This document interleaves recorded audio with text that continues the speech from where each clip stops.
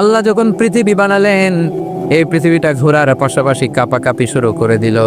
এই পৃথিবীর কাঁপাকাঁপি বন্ধ করার জন্য রব্বুল আলামিন পৃথিবীর মধ্যে পাহাড় গেড়ে দিলে। 7টা tectonic plate, 7 tectonic plates creates the mountain range on us. 7টা টেকটনিক প্লেট আল্লাহ দিলেন। পৃথিবী সৃষ্টি করার পরে পৃথিবী কাঁপে। আল্লাহ পাথর দিয়ে পেরেক মারলেন, পৃথিবী আর কাঁপে না। সুবহানাল্লাহ কোন ফেরেশতারা দেখে তো হওয়া। ফেরেশতারা বলে, আল্লাহ পাহাড়ের এত শক্তি, পাহাড় গেড়ে দিলেন পৃথিবীতে, আর পৃথিবী কাঁপে না। হাল মিন খালকিকা আশাদ্দু মিনাল জিবাল। আল্লাহ আপনার সৃষ্টির মধ্যে পাহাড়ের চেয়ে শক্তিশালী কি কিছু আছে? আল্লাহ বললেন, নাআম, আছে। আল হাদিদ, লোহা। লোহা পাহাড়ের চেয়ে শক্তিশালী, কারণ লোহা পাহাড়ে মারলে পাহাড় ভেঙে যায়, ঠিক কিনা? ফেরেশতারা আরো অবাক, লোহা এত শক্তিশালী?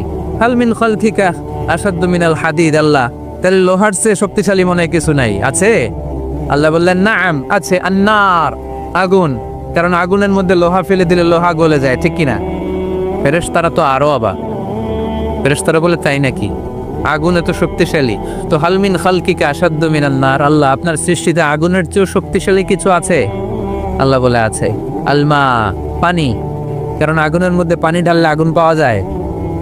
ফেরেশতারা তো এবার আরো অবাক, পানি এত শক্তিশালী, ওই পানি গট গট গট গট করে আমরা খাই, এত শক্তিশালী আল্লাহ। হাল মিন খালকিকা আশাদ্দু মিনাল মা।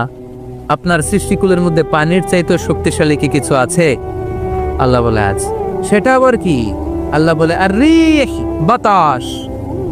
বাতাস যখন সাগরের পানির মধ্যে উচ্ছ্বাস মারে, তখন এটা জলোচ্ছ্বাস হয়ে যায়, ঠিক কিনা?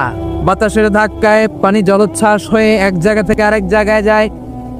আল্লাহ বললেন, পানির চাইতেও শক্তিশালী সৃষ্টি আমার আছে, ওইটার নাম বাতাস। ফেরেশতারা অবাক হয়ে আবার জিজ্ঞেস করে, আল্লাহ, আপনার সৃষ্টিকুলের মধ্যে বাতাসের চাইতেও শক্তিশালী কিছু আছে কিনা বলেন।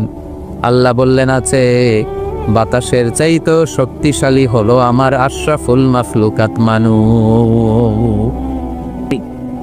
ওই মানুষ, যে মানুষ গোপনে দান করে।